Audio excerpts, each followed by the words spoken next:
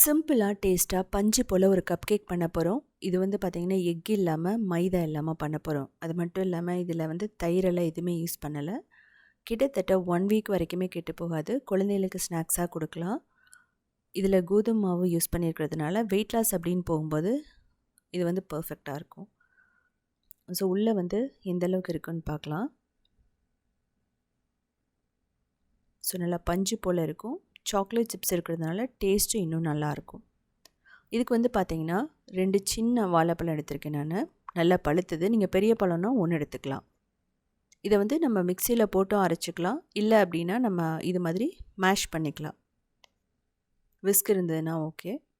இல்லை இதுக்கு உங்களுக்கு டைம் இல்லை அப்படின்னா நான் சொன்ன மாதிரி மிக்சியில் போட்டு நல்லா ஃபைனாக அரைச்சிக்கோங்க. அப்படி மிக்சியில் போடும்போது ஆயில், ஜாகரி எல்லாம் ஒன்றா போட்டுடலாம். இப்போ சன்ஃப்ளவர் ஆயில் ஒரு 4 டேபிள் ஸ்பூன், நெய் 2 டேபிள் ஸ்பூன் போட்டுக்கலாம். ஜாகரி பவுடர் 1/3 கப், அதாவது 1/4 கப்லேருந்து 1/3 கப் வரைக்கும் நீங்கள் எடுத்துக்கலாம். உங்களுக்கு ஸ்வீட்டு பொறுத்து இது வந்து மாறும்.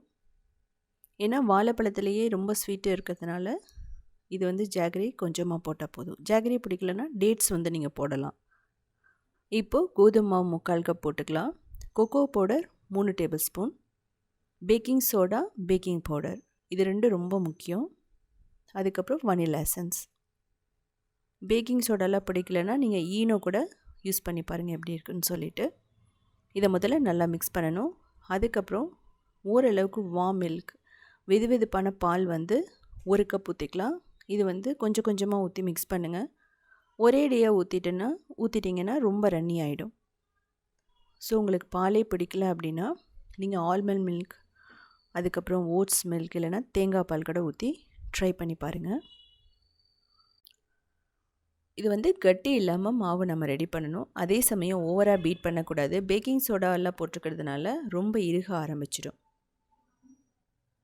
ஸோ நீங்கள் வார்மான மில்க் இல்லை அப்படின்னா கொதிக்கிற பால், பாயிலிங் மில்க் எது வேணாலும் ஆட் பண்ணலாம், நல்லாயிருக்கும்.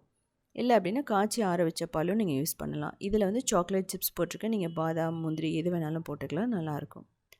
இதை மிக்ஸ் பண்ணிவிட்டு நம்ம பேக்கிங் ட்ரேயில் வந்து ஊற்றிடலாம். இல்லை அப்படின்னா கப் கேக் மூடில் வந்து ஊற்றிட்டு நம்ம பேக் பண்ண போகிறோம்.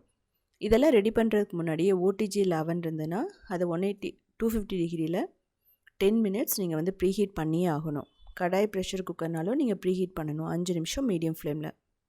அதுக்கப்புறமா பேக் பண்ணுற டைம் அப்படின்னா 30 to 35 மினிட்ஸ் ஆகும். ஒரு சில அவன் ஓடிஜியில் 25 மினிட்ஸ் ஆகும். 180 டிகிரியில் பேக் பண்ணிங்கன்னா பர்ஃபெக்டாக ரெடி ஆகிடும். ஓடிஜி அப்படிங்கும்போது ஃபஸ்ட்டு டோஸ்ட் மோடில் வச்சுட்டு அதுக்கப்புறம் நீங்கள் பேக் மோடுக்கு வந்து மாற்றணும். அவன் அப்படிங்கும்போது 2 ராடுமே நீங்கள் வந்து ஹீட் பண்ணணும்.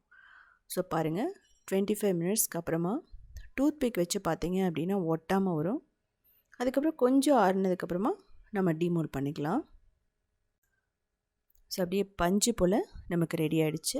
இதில் கோதுமை மாவு பிடிக்கல அப்படின்னா நீங்கள் வந்து ராகி மாவு யூஸ் பண்ணலாம். ராகி, கோதுமை 2 ஈக்குவலாக கூட நீங்கள் யூஸ் பண்ணி பாருங்கள், நல்லாயிருக்கும். இது வந்து நான் பேக் பண்ணியிருக்கேன். நீங்கள் ஸ்டீமிங் மெத்தடில் கூட பண்ணலாம். ஒரு 25 மினிட்ஸ் மீடியம் ஃப்ளேமில் நம்ம வேக வச்சு எடுத்தோம் அப்படின்னா இட்லி பாத்திரத்தில் பர்ஃபெக்டாக ரெடி ஆகிடும். ஸோ இதே மாதிரி நிறைய ரெசிபிஸ் வேணும் அப்படின்னா நீங்கள் க்ரியேட்டிவ் வேர்ல்டு வந்து ஃபாலோ பண்ணலாம். சவுத் இந்தியன் foods.in வெப்சைட்டை 14 இயர்ஸ்க்கு மேலே ரன் பண்ணிகிட்ருக்கோம். அதுலேயுமே 8000 ரெசிபிஸ் இருக்குது. ஸோ பார்த்துட்டு கமெண்ட் பண்ணுங்கள்.